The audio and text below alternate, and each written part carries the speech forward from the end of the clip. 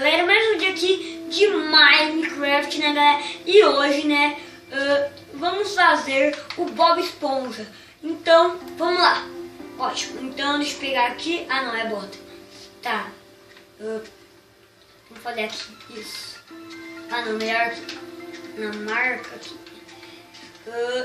Aqui, boa. Deixa eu ver aqui.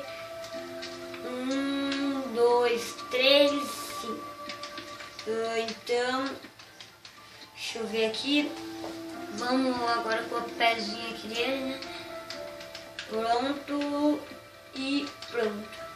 Tudo bem. Deixa eu fazer a bermuda aqui dele.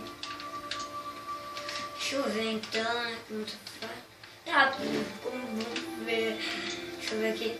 Tá legal. Acho que eu posso subir mais um bloco, mais dois. Acho que mais dois tá legal. Mais um, isso. É, eu acho que é assim mesmo. Tá. Deixa eu ver aqui. Vou quebrar um bloco. Calma. Vou quebrar aqui um bloquinho branco aqui. Deixa eu ver. Eu acho que vou quebrar esses dois bloquinhos brancos. Vou colocar dois bloquinhos vermelhos aqui. Vai ficar daorinha. Sim, vai ficar da hora. Deixa eu ver aqui como se... Opa! Então deixa eu ver. Nossa, a cabeça dele ia ficar gigante, então. Não, vamos fazer mais um bloco. Sim, eu acho que assim tá bom. Tá, deixa eu ver se tá bom mesmo assim. Esponja, liga com a esponja.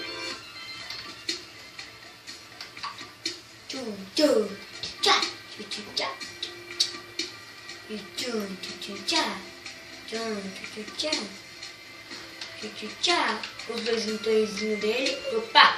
Ô, Bob Esponja, você é dentuço mesmo, hein? Falar que você não é dentuço, hein? Quem chama você de dentuço? É verdade, hein? Você é dentuço. Você é muito dentuço. Muito dentuço, meu Deus. Você é dentução. Deixa eu fazer a colherzinha aqui dele, né? Uhul! Legal. Opa! É assim não. Ficou da hora, hein? Ficou da hora, mano. Deixa eu ver quantos blocos tem aqui pra mim fazer. 1, 2, 3, 4, 5. Tá, legal, sim. 1, 2, 3, 4, 5.